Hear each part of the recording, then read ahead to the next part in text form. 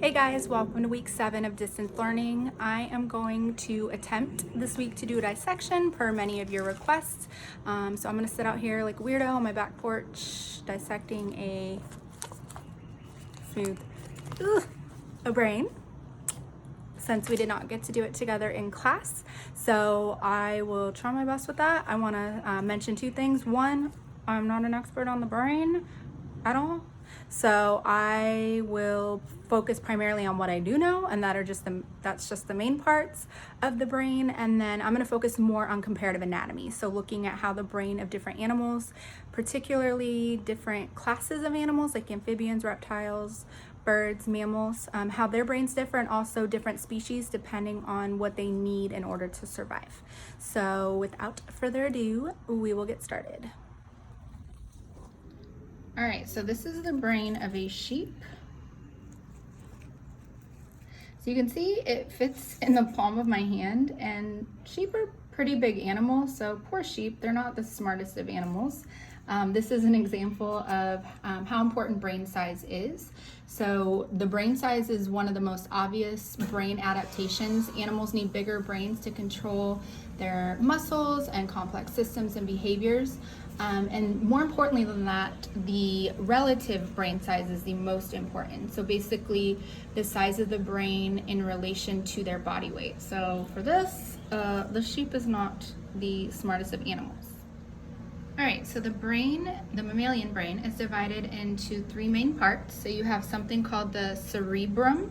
This is the largest part of the brain.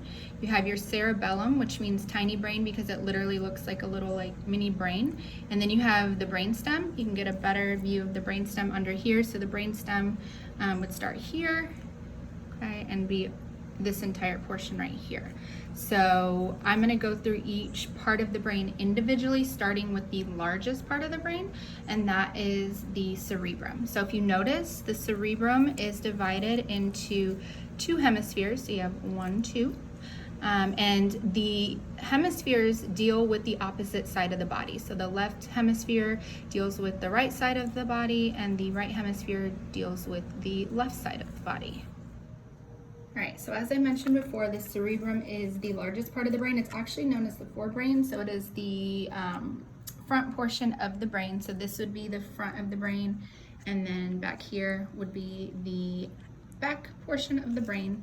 The bigger the cerebrum, the more intelligent the animal. The cerebrum is the site of conscious and voluntary activities.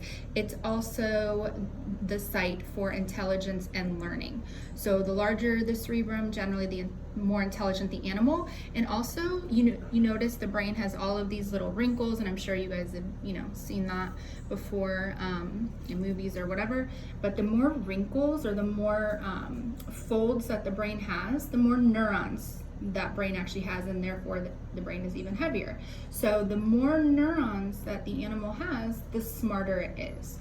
So here's just a general comparison of different cerebrums in blue. You can notice the poor fish is not smart at all, but you can notice, and again, this is relative body size. So we're not looking at the cerebrums, next to one another. We're looking at them compared to the size of the animal.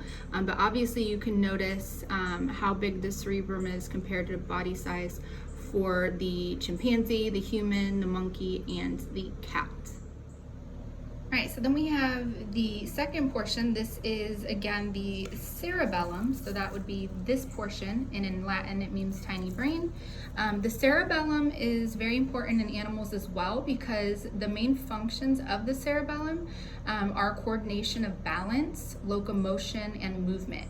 So an animal like a cat that's very agile and very good at balancing, they're going to have a larger cerebellum. Primates, especially those that are climbing all the time, are jumping from branches to branches, they're going to have a very large cerebellum. Animals that aren't as agile or don't require as much balance, they're not going to have as big of a cerebellum like the sheep, for example.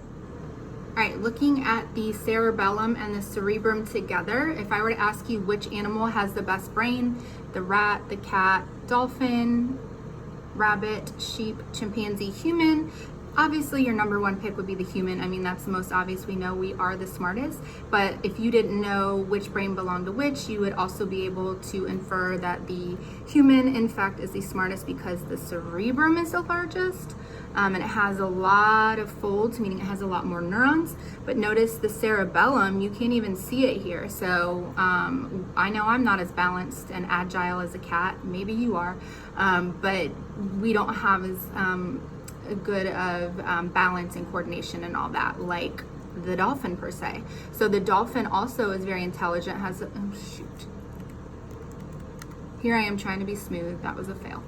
The dolphin has a very large cerebrum as well, and all the tiny folds with a lot of neurons, but their cerebellum is also huge. So they're going to be very balanced, be very coordinated, and very good when it comes to locomotion. Chimpanzee, again, would be another one that has a large cerebrum. So those would be the top three. And then obviously the worst two would sadly be the rat and the rabbit. They have literally almost no folds, meaning they don't have that many neurons, so they're not as smart. But you notice they do have a larger cerebellum, so they're gonna definitely be more agile and have better coordination than a human. So that I just wanted to point out. All right, so looking at the cerebrum again, or the forebrain, the other thing I want to point out is the olfactory bulb. So olfactory is responsible for smell. It's kind of hard to see on here, but you would have one here and one here. So the bigger the olfactory bulb, the better sense of smell an animal has, and also the positioning of the olfactory bulb. Humans do not have a good sense of smell at all, so their olfactory bulb is actually under here. Obviously it's not a human brain. The sheep's is going to be in the front, so it's going to have better sense of smell than humans for sure. They are a common prey animal, so they can actually smell different animals' pheromones and detect different types of species that are common predators. Okay, and then looking back at this picture again, so I asked you guys, you know, if you're looking at this and I asked you which animal has the best brain, we would have chosen the dolphin, the human, and chimpanzee. Okay, but the best brain for what? It depends on what you're looking for. So if we ask for intelligence, that would be the answer. But if we're asking for which animal has, you know, the best sense of smell, or is most adapted for smelling or hunting or detecting prey, okay, we would choose the animal like the rat. So the olfactory bulb is here. It's located in the front. You can see how far it sticks out from the cerebrum.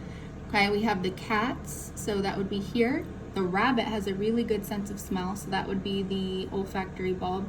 The sheep's is a little smaller, but again, all of these have the olfactory bulb on the front of their brain. The dolphin also has it on the lower front portion, so it's going to have a decent sense of smell. Whereas the chimpanzee and the human, you literally can't even see it because it's on the underside of the brain, so they're not going to have as good of a smell compared to those other animals. So even animals that aren't smart, sorry rats, sorry rabbits, they still have a good brain when talking about senses like the sense of smell. The last part we're going to focus on is going to be the brainstem. So to do that, I'm actually going to flip the brain over because you're going to see a better view of it on the underside. So the brainstem is comprised of the midbrain, the pons, and the medulla. So it's going to be all of this portion. I'm going to actually cut the brain in half into two hemispheres because you can get a better look at it that way in the different parts, but I kind of just wanted to point it out on here so you knew what it looked like when the brain is intact. All right, so I'm cutting the brain into two hemispheres, literally the easiest dissection ever. Actually, literally, I should have put a glove on.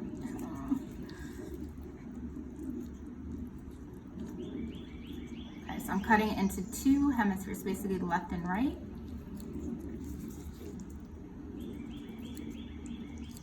Can't wait to eat dinner after this.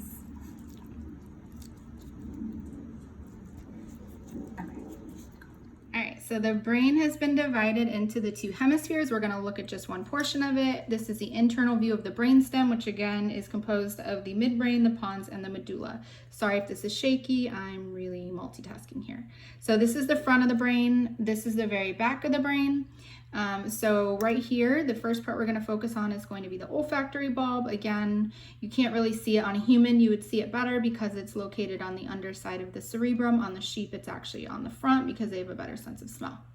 Then we have the thalamus and the hypothalamus. So the thalamus is responsible for sensory perception, and it controls our sleep and awake states of consciousness, and it also helps regulate movement. Then we have the pons. So it's really difficult with one hand. The pons is right here. The pons links to the cerebellum to help with posture and movement. And then we have the medulla here. So the medulla or medulla oblongata is going to maintain involuntary body functions necessary for life, such as like breathing, swallowing, blood pressure, heart rate, and so on. And then we're going to have the spinal cord. So the spinal cord is a long, thin bundle of nervous tissue. It's going to extend from the brain, and it's going to connect obviously to the rest of your body, forming the central nervous system. And then this right here is the inside view of the cerebellum. And then we have here the, sorry, why am I so bad at this? The pituitary gland, which is responsible for maintaining all of basically our hormonal functions. So a very important part of the brain. I believe that is it. Again, ending this with two things. One, I'm not a brain expert clearly, and two, if there were weird noises, it's because my AC unit was on. All right, have a great week, guys. Bye. All right, that includes bloopers. Oh. All right, so that includes, cannot talk. All right, that concludes my amazing brain dissection, which I'm sure was super all over the place and shaky because I don't know what I'm doing, but I tried my best with the resources that I have. So, you know, hopefully it was at least entertaining. So I forgot what I was gonna say, and I'll count this as a blooper at the end. I just wanna let you know, I miss you guys so much. Like, truly, I wish you knew how much I missed all of you, like so much. So I hope you guys have a great week. Thinking of you all, and I will talk to you later. Bye. Ooh, blooper again.